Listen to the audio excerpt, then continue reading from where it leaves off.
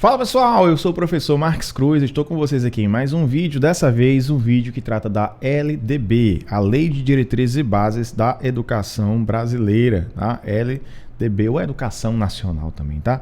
A LDB, ela é um instrumento que regula a educação dentro do Brasil e vai tratar de diversas características da nossa educação, seja ela profissional, da educação básica, educação superior. Ela vai falar de como funciona o mestrado, o doutorado, o pós-doutorado, enfim, vai falar sobre tudo, vai regular isso, sobre a possibilidade de existir o ensino privativo, tá? O ensino privado, né, que, enfim, você paga uma mensalidade e então ele permite tudo isso, que exista o ensino privado. E hoje nós vamos falar aqui, nesse vídeo especificamente, da organização da educação nacional, como que a educação se organiza, tá? E para a gente começar, vou trazer aqui para vocês lá no artigo 8º, tá? No artigo 8º da lei, detalhe, gente, estou trazendo isso aqui atualizado, 2024, final de 2024, portanto, há algumas coisas que talvez você lendo o texto de 2023 até o começo de 2024 ainda não esteja atualizado aqui. Então nós temos aqui atualizações importantíssimas, por isso que esse vídeo é tão importante, essa aula é tão importante para você, tá? Então no artigo 8º, que logo é no comecinho ainda, né, da LDB, nós vamos ver que ele vai tratar aqui, ó, a União, os estados, o Distrito Federal e os municípios, todos os entes da federação, tá? E os municípios organizarão em regime de colaboração os respectivos sistemas de ensino. Vejam que nós estamos falando que vai acontecer, vai ser organizado em sistema de colaboração, ou seja, existem algumas coisas que podem ser organizadas tanto por um quanto por outro ente. Então nós temos, por exemplo, que é possível ter o nível de educação superior, né, universitário, seja ele federal, dentro da União, estadual, também distrital, inclusive municipal. Então, é possível, tá? Olha só, a gente tem aqui uma representação, né, de como nós temos o sistema educacional, que ele é sustentado por 4 pilares: União, estados, DF e municípios. Então, eles trabalham de forma conjunta, em colaboração, para que o sistema educacional ele seja um sistema efetivo, tá? No parágrafo 1º, nós vamos ter um texto também interessante. Eu vou aqui dentro da sequência com vocês, tratando de todos esses pontos, tá? Caberá à União a coordenação da Política Nacional de Educação. Então, a União vai tratar da Política Nacional de Educação, tá? Então, reforço, tá, que União Política Nacional da Educação, articulando com os diferentes níveis e sistemas e exercendo função normativa, redistributiva e supletiva em relação às demais instâncias educacionais. Então percebam que ela cria as normas, ela é normativa, ela é redistributiva. Então, em muitas situações, ela que vai redistribuir recursos, supletiva, porque ela está lá para apoiar, tá? Para suplementar, está lá como uma forma de apoio, tá bom? Então, isso, né, em relação às demais instâncias educacionais, ou seja, estamos falando da União, então ela pode fazer isso em relação aos estados, Distrito Federal e municípios. Seguindo aqui, tá? Vamos entender um pouquinho como é esse papel da União aqui dentro desse esquema, desse diagrama, tá? Então nós temos aqui, ó, que o papel da União na política nacional vai ser, ó, ela vai passar aqui por esse espectro, por esse prisma, né? E esse prisma vai distribuir aqui diversos aspectos. Olha só, nós temos uma coordenação da política nacional da educação, tá? Que vai ser articulada com os diferentes níveis. Nós temos diferentes níveis de educação. Ele vai trabalhar através de funções normativas, fazendo as normas, como eu falei, funções redistributivas, redistribuindo recursos, tá? E também função supletiva. Então, ele vai atuar de toda essa forma, de forma muito contundente, sistema da União, o sistema federal, com os outros entes, ou seja, a União com estados, DF, municípios. Os sistemas de ensino terão liberdade de organização nos termos dessa lei. Então, é importante sempre destacar que ele coloca nos termos dessa lei. Então, existe uma liberdade? Sim, mas é uma liberdade dentro de limites. Então, os sistemas de ensino, eles têm a liberdade. Tem a liberdade para escolher, por exemplo, a forma metodológica que a escola vai utilizar. Se vai ser um modelo, vai ser outro, mas tudo isso tem que estar aqui dentro dos termos dessa lei, que é a LDB, a 9394 de 96. Tá? Vamos lá. Agora nós vamos entender quais são, de fato, os papéis da União, que é o artigo 9º. Depois nós vamos entender, lá no artigo 10º, o papel do Estado, na verdade, dos Estados. No artigo 11, nós vamos ver o papel dos municípios. Então, aqui, nessa sequência, a gente vai ver agora quais são, né, os papéis de cada uma desses entes, tá? Então, a União. A União incumbir-se-á de... Olha só, a primeira coisa que já coloca aqui, ó, elaborar o Plano Nacional de Educação. Isso aqui é o PNE, a Lei 13.005, tá? Acho que 2014, tá? A Lei 13.005, PNE, Plano Nacional de Educação, que vai, enfim, descrever lá inúmeras atividades, inúmeras metas, tá? Até de quanto do PIB que tem que ser investido na educação, a meta, tudo mais. Então, é papel da União criar o Plano Nacional da Educação, mas não é criar sozinho, é criar em colaboração com os estados, com o Distrito Federal e os municípios. Mas elaborar é um papel direto da União, sempre em colaboração, tá? Não é ele sozinho, não é ela sozinho. Organizar, manter e desenvolver, vamos separar esses verbos aqui que são importantes, organizar, manter e desenvolver os órgãos e instituições oficiais do Sistema Federal de Ensino e dos territórios. Por exemplo, o que é que nós temos aqui do Sistema Federal de Ensino? Nós temos os institutos federais, nós temos os colégios de aplicação, nós temos as universidades federais, tá? Nós temos aí diversas instituições que estão dentro do sistema federal ou da rede federal de ensino e também dos territórios. Tá? 2. Prestar assistência técnica e financeira aos estados. Então, ó, prover, tá? Prestar uma assistência. Lógico que cada um vai ter os seus impostos que têm que ser utilizados adequadamente. Está previsto lá na Constituição, tá? De quanto tem que ir. Tem um vídeo no canal que você pode ver, a Educação na Constituição, que eu trato desses percentuais. Tá? Então, prestar assistência técnica e financeira aos estados, ao DF, municípios, com qual finalidade? Para o desenvolvimento de seus sistemas de ensino e o atendimento prioritário à escolaridade obrigatória, ou seja, o ensino básico, né? Até fundamental, médio, ensino ali do fundamental até o médio, né? Como a gente chama, e exercendo sempre a sua função redistributiva e supletiva, tá bom? Por que eu falei, por que eu não incluí aqui o nível superior? Porque o nível superior não é obrigatório, tá? Estabelecer em colaboração com os estados, mais uma vez, perceba que é sempre em colaboração, tá? Estabelecer em colaboração com os estados, DF, municípios, competências, diretrizes para a educação infantil, o ensino fundamental, o ensino médio, que nortearão os currículos e seus conteúdos mínimos, de modo a assegurar a formação básica comum. Nós temos aí a BNCC, né, que está aqui indiretamente, né, ou na verdade diretamente relacionada a isso. A gente tem ali uns conteúdos mínimos que vão nortear uma formação básica comum. Então nós temos a BNCC, né, que é a Base Nacional Curricular Comum, que está diretamente relacionada, né, com essa formação básica comum.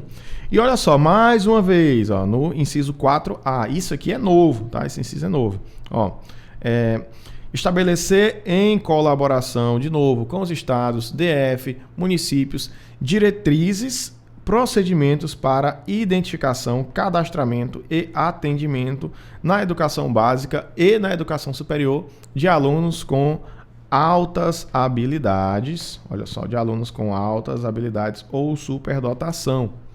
Então vejam, é papel da União em colaboração com os estados, DF, municípios, prover esse procedimento, seja de identificação, seja de realização de cadastro, seja de atendimento, em todos os níveis, da educação básica à educação superior, de quem tem altas habilidades ou superdotação.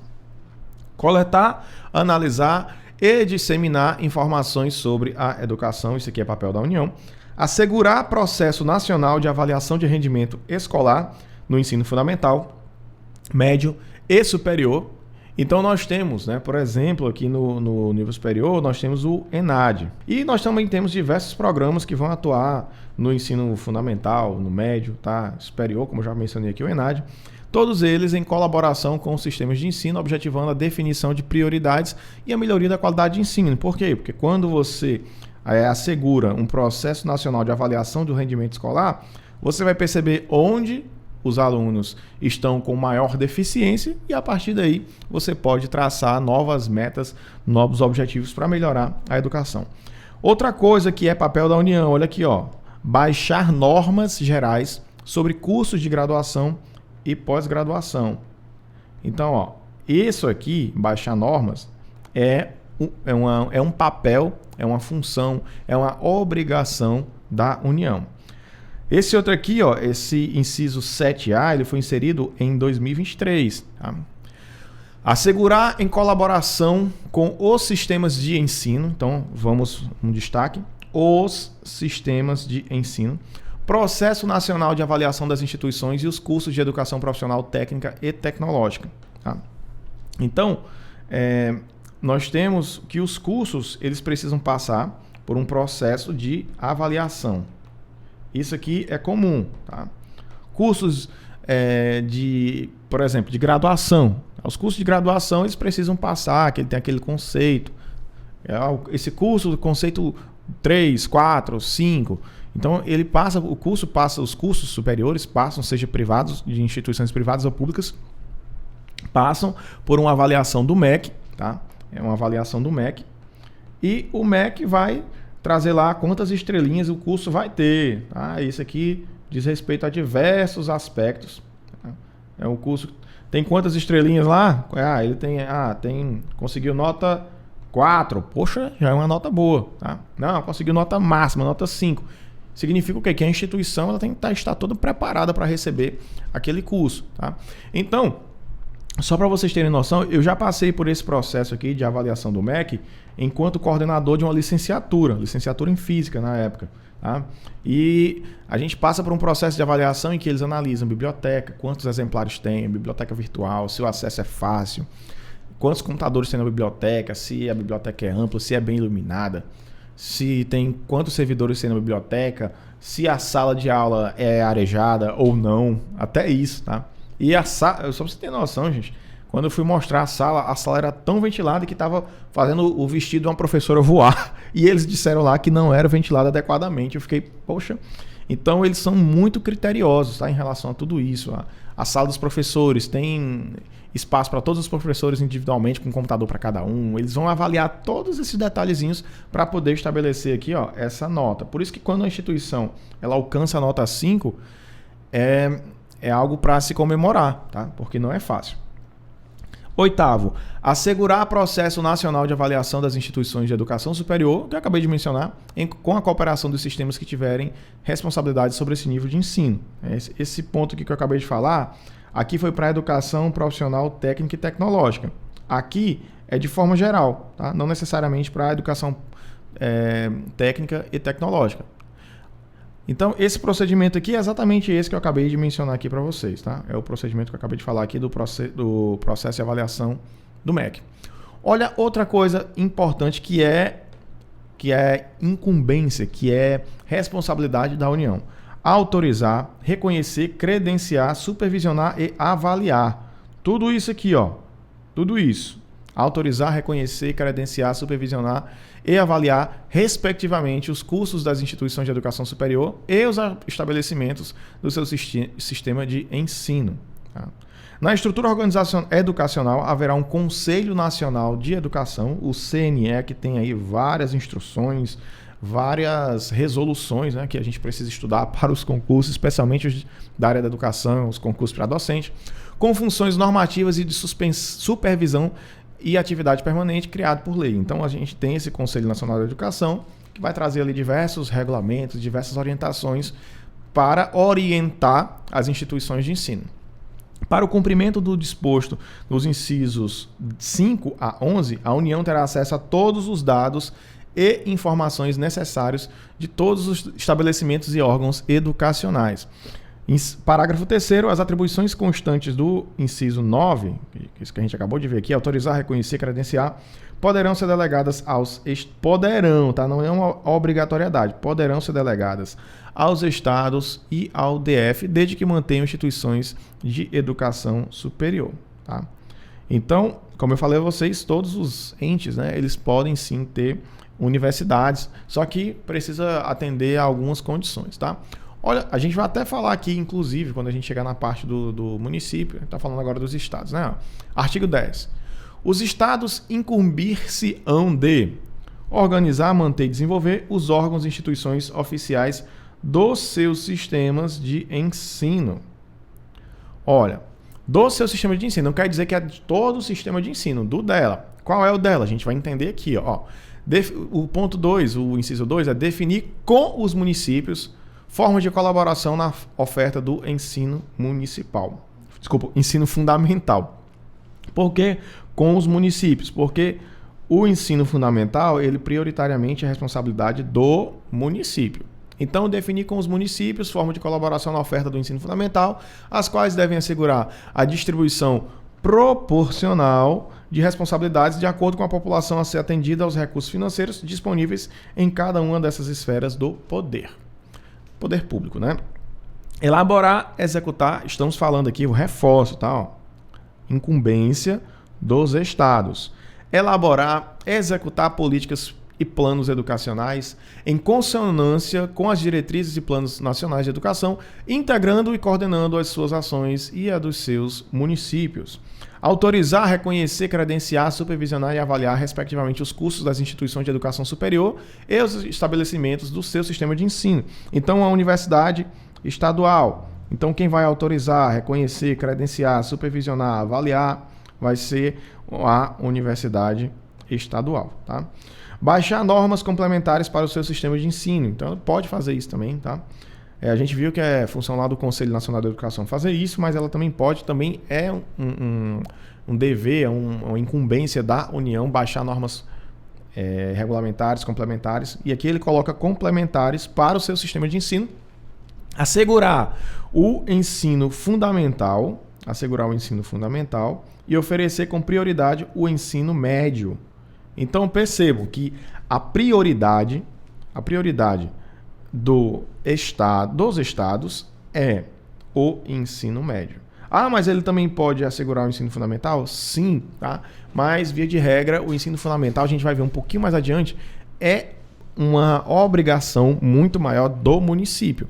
Não quer dizer que os estados devem abandonar os municípios no tocante ao ensino fundamental, que a União deve abandonar o estado nesse sentido. Não. Quer dizer que ele deve assegurar o ensino fundamental e oferecer com prioridade, ou seja, tem que ter ensino fundamental, mas a prioridade é o ensino médio a todos que demandarem, respeitado o que trata o artigo 38 aqui da LDB.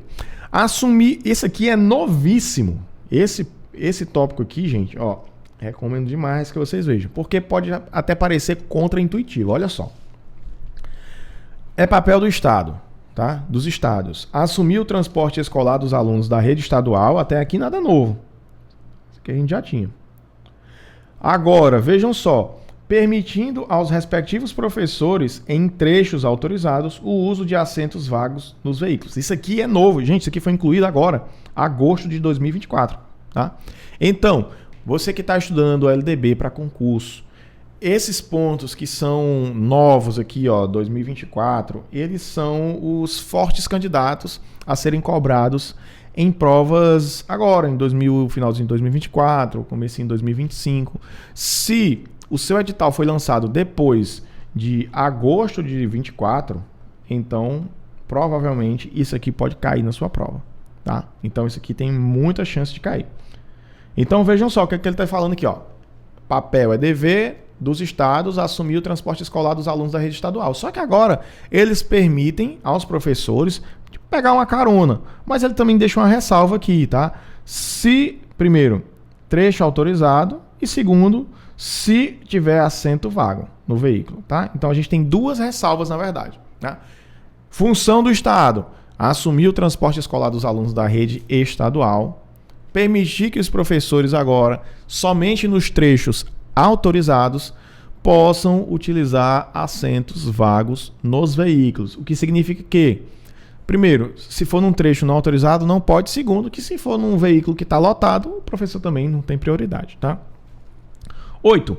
Instituir na forma da lei de que trata o artigo 14, conselhos escolares e fóruns dos conselhos escolares. Isso aqui, gente, está diretamente relacionado com um tema muito importante, que é a gestão democrática do ensino, tá? A gestão democrática. Faltou gestão aqui, né? Gestão democrática do ensino, ter os conselhos escolares, os fóruns dos conselhos escolares, tá? Articular-se com os respectivos municípios para o disposto no inciso 7 do caput e no inciso 7 e 6 do artigo 11 desta lei, seja cumprido na melhor forma e atenda aos interesses dos alunos e dos professores, né? Isso que a gente acabou de ver aqui, tá? Na verdade, nós ainda vamos tratar do artigo 11 um pouquinho mais lá na frente, né? Que a gente vai falar dos municípios. Então, basicamente, ele está falando aqui, tá? Do inciso 7 do artigo 11. Olha só, vou dar até um salto aqui, ó.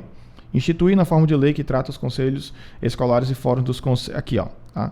Dos conselhos escolares, tá? Que aí vai falar, que eu já tinha adiantado um pouquinho, da gestão democrática do ensino, que está previsto aqui na LDB. Articular-se com os respectivos municípios para que o disposto do inciso 7, que a gente viu a questão do ônibus aqui, e do inciso 6 do caput do artigo 11 dessa lei seja cumprido na forma que melhor atenda aos interesses dos alunos e dos professores, tá? Então, esse aqui é um ponto muito positivo de agora, 2024, tá? Parágrafo único: ao Distrito Federal aplicar-se-ão as competências referentes aos estados e aos municípios, tá? Então, perceba que o Distrito Federal ele sempre fica ali nesse limbo de estado e município, é uma coisa sempre meio complexa de se entender. A Constituição Federal trata muito bem sobre isso, mas sempre há governador, o Distrito Federal tem governador, é prefeito, é distrito é cidade ou é estado, enfim, sempre fica esse ponto. Então aqui, ó, pra gente entender um esqueminha, tá? A estrutura de colaboração educacional. Nós temos os municípios, tá? E o Distrito Federal, que eles vão ter ali seus órgãos de governança local, tá? Que vão estar envolvidos nessa execução de políticas educacionais. Nós temos a região administrativa com papéis específicos da política, tá? Isso aqui no Distrito Federal, nos municípios, também nos estados. E aqui nós temos que os alunos são os principais beneficiários das políticas educacionais. E os professores e educadores, de forma geral, eles são impactados pelas medidas políticas. Por quê? A gente viu um exemplo bem simples aqui, a questão do ônibus, né? Em muitas regiões, o acesso às escolas ele é muito complicado.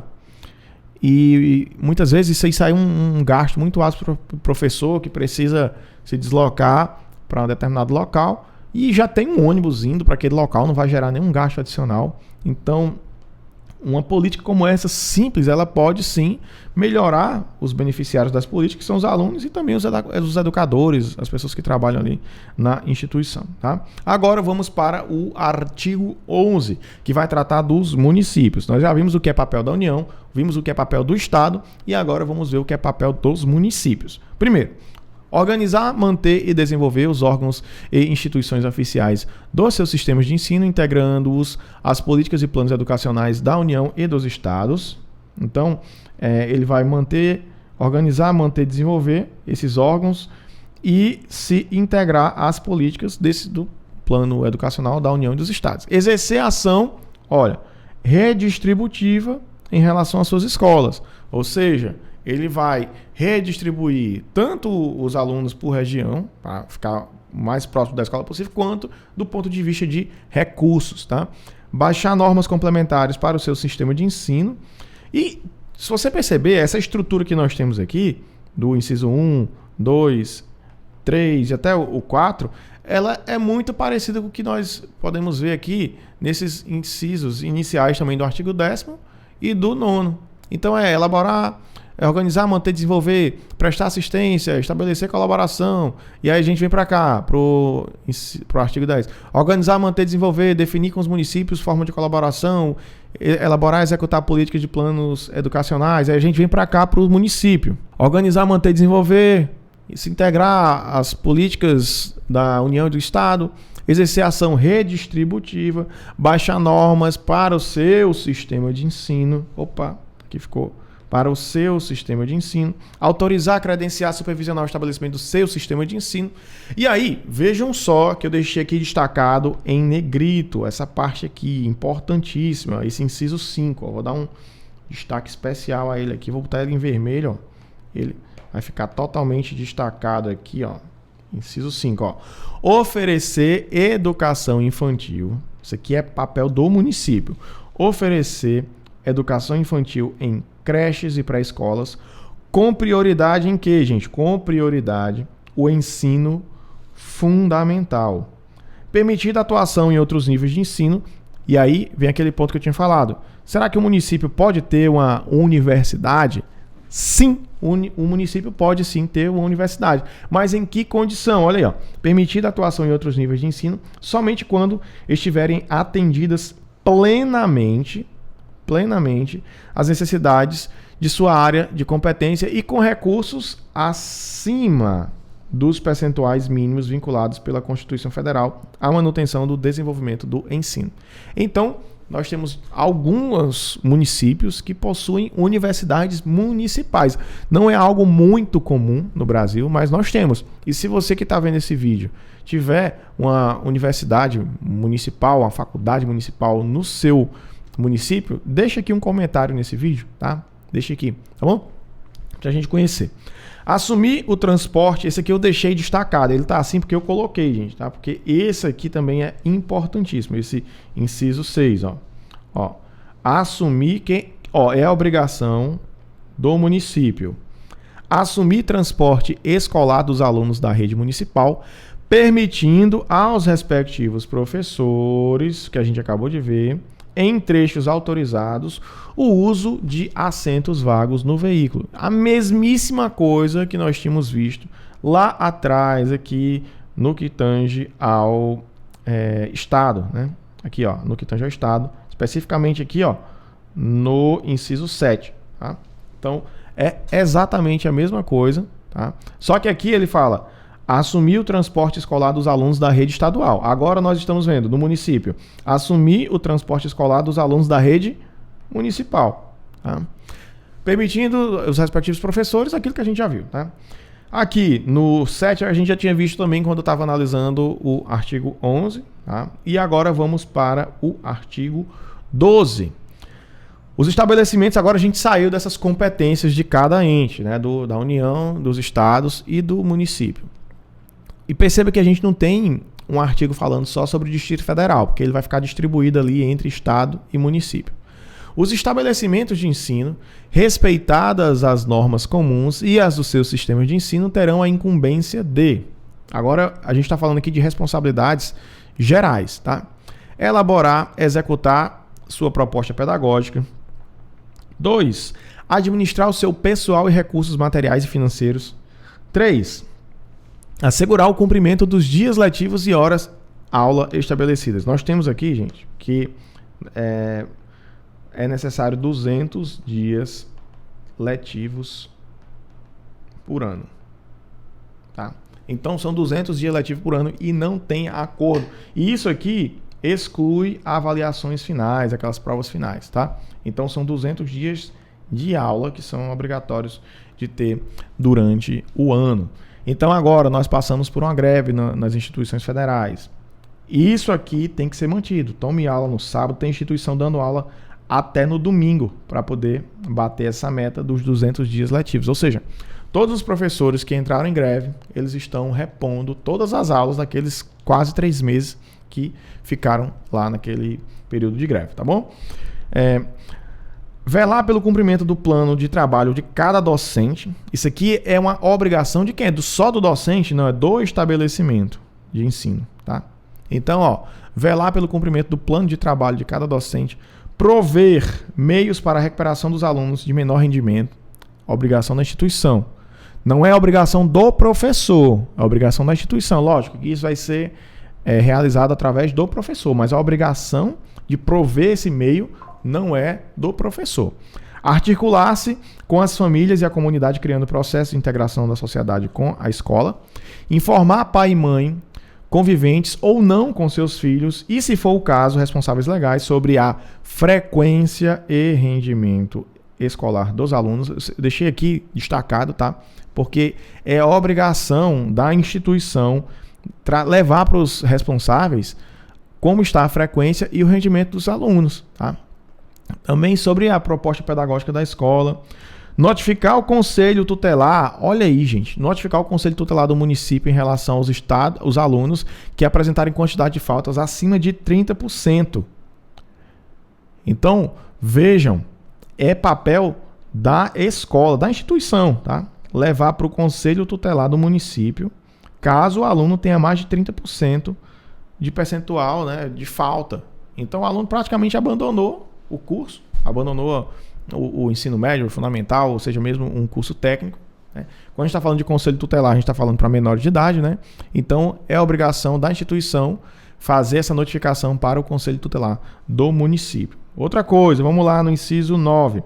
Promover medidas de conscientização, de prevenção, de combate a todos os tipos de violência, especialmente aquelas relacionadas a bullying, tá? Ao bullying. Ele chama intimidação sistemática, o famoso bullying. Estabelecer ações destinadas a promover a cultura de paz nas escolas, ou seja, esses incisos aqui estão diretamente relacionados, né? Eu sei que o bullying é uma coisa, a cultura de paz é outra, mas quando você não tem essa intimidação sistemática, a gente vem como consequência também a cultura da paz, tá? Promover ambiente escolar seguro, adotando estratégias de prevenção e enfrentamento ao uso de dependência de drogas. É a realidade de muitas instituições ter alunos dependentes de drogas, fumantes e outras drogas, né, mais pesadas, tá? Instituir, na forma de lei, de que trata o artigo 14, os conselhos escolares, e aí a gente vai ver um pouquinho sobre a gestão democrática do ensino, como eu tinha falado a vocês mais pra frente, tá? Agora, vamos ver o que é obrigação dos docentes, dos professores. A gente tem aqui 6 incisos, tá? Olha aí, o que é a obrigação dos docentes. Participar da elaboração da proposta pedagógica do estabelecimento de ensino. Então, essa proposta pedagógica do estabelecimento de ensino, o professor deve participar. Elaborar e cumprir plano de trabalho segundo a proposta pedagógica do estabelecimento de ensino. Então, não é só participar, tá? Ele tem que elaborar e cumprir um plano de trabalho. Nos institutos, hoje, nós temos um negócio chamado PIT e RIT. Nas universidades não tem. A greve foi um dos pontos que colocaram lá para a gente não ter mais isso, que é o plano individual de trabalho e o relatório individual de trabalho, que vai descrever ali as atividades que nós fizemos no semestre, né?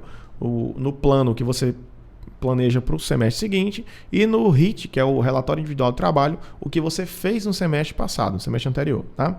Zelar pela aprendizagem dos alunos, estabelecer estratégia de recuperação para os alunos de menor rendimento. E perceba que o papel da instituição, prover, vou colocar aqui, prover meios para a recuperação, aqui no inciso 5. Tá? Prover meios para a recuperação dos alunos de menor rendimento. E aqui nós vemos que é papel do professor estabelecer estratégias de recuperação para os alunos de menor rendimento. Então, a instituição provê e nós, como professores, vamos estabelecer essas regras, essas estratégias de recuperação para os alunos de menor rendimento. Olha só outra coisa, ministrar os dias letivos e hora-aula estabelecidos, além de participar integralmente dos períodos dedicados ao planejamento, à avaliação e ao desenvolvimento profissional. Então, nós temos que ministrar todos os dias letivos com as horas-aulas estabelecidas, ou seja, as 200 horas ano, tá? 200 horas anuais. E, por último, é a obrigação do professor colaborar com as atividades de articulação da escola com as famílias e comunidade. Ou seja, participar dos encontros de pais e mestres, dos responsáveis, tá? A gente já está quase indo aqui, nós estamos na reta final, tá? No artigo 14, ele vai dizer para a gente aqui que cada estado, município, Distrito Federal vai definir como vão ser as suas normas de gestão democrática, tá? A gestão democrática do ensino. Aqui a gente está falando sobre especificamente do ensino público na educação básica. Então, cada um, de acordo com suas peculiaridades, de acordo com os seus, com as suas condições daquela região, daquele local onde a escola está inserida, ele vai estabelecer como vai ser o processo da gestão democrática, quais são as normas que vão definir a gestão democrática. Só que para isso, ele tem que seguir uma série de princípios. Quais são? Primeiro, participação dos profissionais da educação na elaboração do projeto pedagógico da escola. Então é um primeiro ponto que, por mais que você queira fazer algo diferente, tem que ser diferente, mas seguindo esse princípio aqui. Participação das comunidades escolar e local em conselhos escolares e em fóruns dos conselhos escolares ou equivalentes. Ou seja, o que é a gestão democrática, gente? É você ter uma gestão da escola, ou seja, a escola, a forma que ela está sendo gerida, com a participação dos alunos, dos servidores de forma geral, né, dos trabalhadores da educação, os professores e a pessoa que trabalha na parte administrativa, dos pais, da sociedade civil como um todo, tá? Então, a gente ter isso aqui, tá? Esses fóruns, essa participação da comunidade nesses conselhos, nos fóruns dos conselhos escolares ou algo equivalente.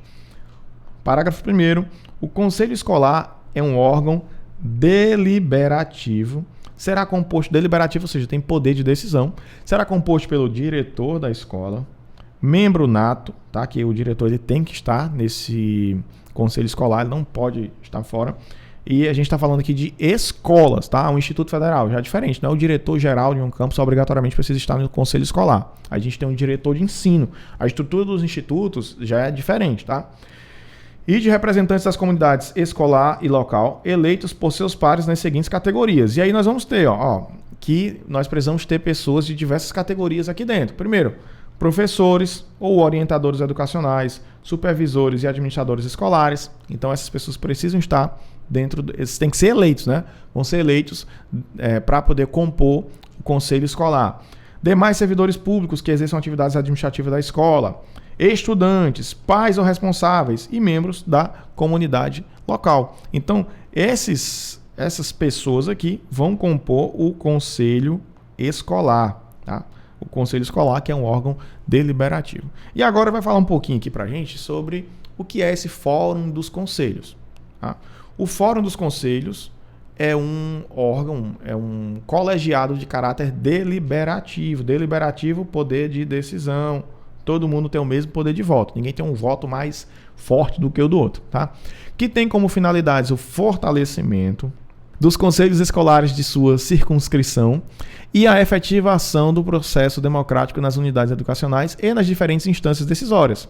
Com qual objetivo, gente? Com vistas a melhorar a qualidade da educação. Então, tudo isso que é feito, essa escolha das pessoas, membros da comunidade, estudantes, alunos, servidores, de forma geral, é com vistas para melhorar a qualidade da educação, tá? E para melhorar essa qualidade da educação, aí agora a gente ainda tem mais alguns critérios que vão nortear, alguns princípios. Primeiro, democratização da gestão, ou seja, não é ter uma gestão monocrática, autoritária, com a participação das pessoas, tá?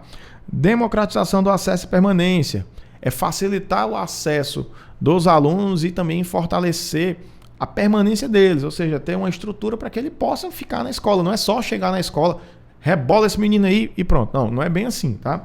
Qualidade social da educação, Fórum dos Conselhos Escolares, tá? E agora a gente já está aqui no parágrafo 3º, que o Fórum dos Conselhos Escolares vai ser composto por...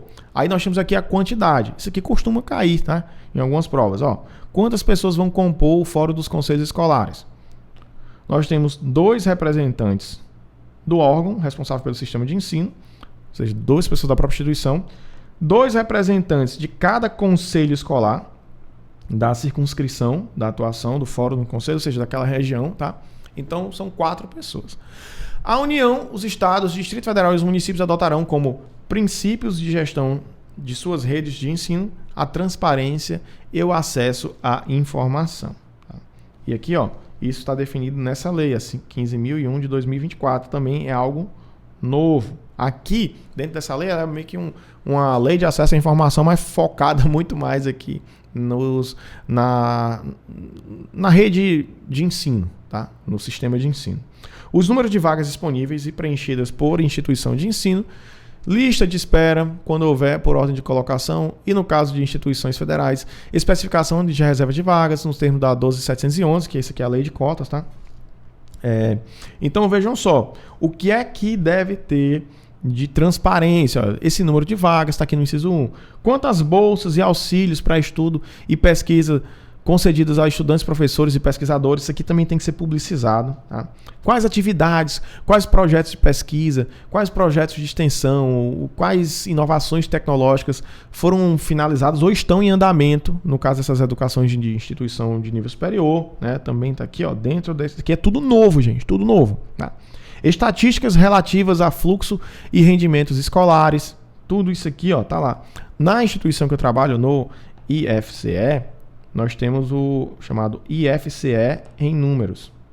Tá? Se você entrar no site, dá um Google aí, IFCE em números, vocês vão ver todas essas estatísticas lá, você seleciona por campus, quantas matrículas ativas, quantos trancados, tudo isso você consegue ver.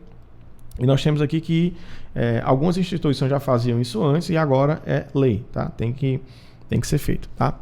Execução, a gente está caminhando aqui para o final, tá? Estamos quase no finalzinho aqui, quase chegando lá. Execução física e financeira de programas, de projetos e atividades, ou seja, tem que ter lá disponível todas as informações de tudo isso aqui, de execução financeira, de como foram utilizados os recursos para ser publicizado, currículo profissional e acadêmico dos ocupantes de cargo de direção. Ou seja, você chegar lá no site da instituição, quando eu era coordenador de curso, tinha minha foto lá no site, tinha o meu nome, tinha o currículo Lattes falando lá a formação, lá no caso, graduação nisso, mestrado, tarará, e por aí vai. Então, nós temos isso e, logicamente, obedecendo as diretrizes da LGPD, a Lei Geral de Proteção de Dados, e também, ó, essa nova lei que trata aí dessa disseminação das informações relativas a esses dados escolares. Pautas e atas de reuniões do Conselho Nacional de Educação e dos Conselhos de Educação dos Estados e do Distrito Federal, tudo isso tem que ser publicizado. Nós estamos, como eu falei aqui, quase no finalzinho, tá? Os sistemas de ensino assegurarão as unidades escolares. Perceba que eu deixei isso aqui, ó, tá em negrito, né? Os sistemas de ensino assegurarão as unidades escolares públicas de educação básica que os integram progressivos graus de autonomia pedagógica e administrativa de gestão financeira, observadas as normas gerais de direito financeiro público. Então, a gente tem um negócio dentro das instituições, especialmente nas universidades e institutos federais, que é a autonomia, né, essa autonomia administrativa, né, essa liberdade que se tem focada na forma de tratar a parte financeira da instituição. Obviamente, tem que obedecer às leis, não pode desobedecer às leis, mas existe uma autonomia universitária. Tá? Essa autonomia ela vai trazer ali uma liberdade, por exemplo, na criação e extinção de cursos, de como vão ser determinados recursos vão ser utilizados, mas obviamente que a forma com que o recurso é utilizado tem que obedecer, por exemplo, a lei da licitações, né, 14.133 de 2021, tem que obedecer a ela. Só que a forma como é direcionada, a instituição ela tem uma certa liberdade para isso, tá? Isso, olha, gente, esse ponto aqui eu estou trazendo aqui para vocês porque foi questão de prova. Já vi algumas vezes isso aqui, ó, esse artigo 16 como questão de prova. Olha só, o Sistema Federal de Ensino compreende. Quando a gente pensa em sistema federal, a gente pensa que só trata de instituições federais, né? Mas olha só, que pegadinha, né? O Sistema Federal de Ensino compreende instituições mantidas pela União, obviamente, né? Tá? E olha só, e para mim, isso aqui é uma pegadinha. Instituições de educação superior mantidas pela iniciativa privada. Então, veja, instituições de ensino superior de educação superior mantidas pela iniciativa privada fazem parte do Sistema Federal de ensino. E isso aqui é uma baita pegadinha, tá? E, outro ponto que é óbvio, os órgãos federais de educação. Isso aqui é meio óbvio, né? Então, vejam só. Sistema Federal de Ensino, instituições mantidas pela União, instituições de educação superior mantidas pela iniciativa privada, aqui é a pegadinha, e órgãos federais de educação. Então, pessoal, nós vamos agora aqui para uma questão que eu trouxe para vocês, tá? Uma questão agora de 2024, de uma instituição, o Instituto Verbena, tem feito muitas provas para institutos, universidades, vários concursos, tá? E essa prova aqui, especificamente, foi para o Instituto Federal de Sergipe, para o cargo de professor, é BTT. Fiz essa correção dessa questão no canal, tá? Estou trazendo aqui para vocês. Por quê? Porque ela é atualizadíssima. É o que está caindo. Olha só. Sendo uma república federativa, o Brasil utiliza um modelo de organização da educação dividido em sistemas de ensino correspondente às distribuições de cada ente federativo. Ou seja, né, como nós vimos, União, Estados, Distrito Federal e municípios. No tocante ao sistema federal, então, o problema aqui é o sistema federal, a questão é sobre isso. O Sistema Federal de Ensino, este compreende as instituições de, vamos lá, tá? Pelo que nós acabamos de ver. Ensino, as instituições de ensino mantidas pela União, sim. Tá? As instituições de educação superior mantidas pela iniciativa privada, sim. Órgãos federais de educação, sim, perfeito, letra A. Vamos ver o resto, né? Educação básica, não, cai fora, tá? Ensino em escolas públicas mantidas pela União, as instituições de educação escolar mantidas pela iniciativa privada, não, né? As universidades públicas e as faculdades isoladas, também não. Educação básica, também não. Então, é uma questão que é relativamente simples, mas nós temos aqui que é muito importante entender que isso pode ser sim uma pegadinha, uma vez que nós temos aqui, instituições de educação superior mantidas pela iniciativa privada. Isso aqui pode levar você a pensar que o fato de ser do Sistema Federal de Ensino não se aplicaria. Então fica aqui a dica para você. E vamos prosseguindo aqui, vamos para frente, tá? Aqui para o próximo ponto. Mais 3 artigos e nós estamos finalizando. O sistema de ensino dos estados e do Distrito Federal compreendem instituições de ensino mantidas respectivamente pelo poder público estadual e pelo Distrito Federal. Tá? É muito direto, muito óbvio. As instituições de educação superior mantidas pelo poder público municipal. As instituições de ensino fundamental e médio criadas e mantidas pela iniciativa privada. Então vejam que quando nós falamos do ensino superior mantido pela iniciativa privada, a gente se remete à União. Quando a gente fala de fundamental e médio criadas e mantidas pela iniciativa privada, a gente remete aos estados e Distrito Federal. Mais um detalhe importante aqui é que perceba que aqui tem assim, criadas e mantidas. Quando nós estamos falando da União, tem só mantidas pela iniciativa privada. E essa foi uma alteração da lei. Se você pegar questões mais antigas, 2018, 19, até 20, você vai encontrar no texto da lei criadas e mantidas. E nós acabamos de ver que hoje se refere somente a mantidas pela iniciativa privada. Tá? Ele não fala mais da forma da criação. Os órgãos de educação estaduais e do Distrito Federal, respectivamente. Tá? No Distrito Federal, as instituições de educação infantil criadas e mantidas pela iniciativa privada integram o seu sistema de ensino. Tá? Então, no DF, essas instituições de ensino infantil criadas e mantidas pela iniciativa privada vão integrar o seu sistema de ensino. Vamos lá, só faltam 2 para a gente fechar essa aula. Os sistemas municipais de ensino compreendem. Então, vejamos aqui o que é responsabilidade do sistema municipal. Tá? Instituições de ensino fundamental, médio e educação infantil, que são mantidas pelo Poder Municipal. Instituições de educação infantil criadas e mantidas pela iniciativa privada. Então, educação infantil criada e mantida pela iniciativa privada é responsabilidade do município. Tá? Órgãos municipais de educação também, obviamente, responsabilidade do município. E agora, o último ponto aqui que nós vamos tratar nessa lei.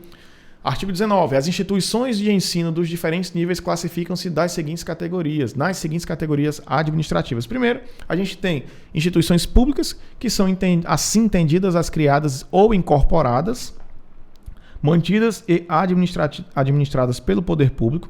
Então, não necessariamente, tá, elas são criadas. Elas podem ser criadas ou incorporadas. E quais são as instituições privadas? Tá? São aquelas que são mantidas e administradas por pessoas físicas ou mesmo pessoas jurídicas de direito privado. Pode ter também uma escola comunitária, que aí é na forma de lei, da lei de cada município, estado pode ter uma lei diferente.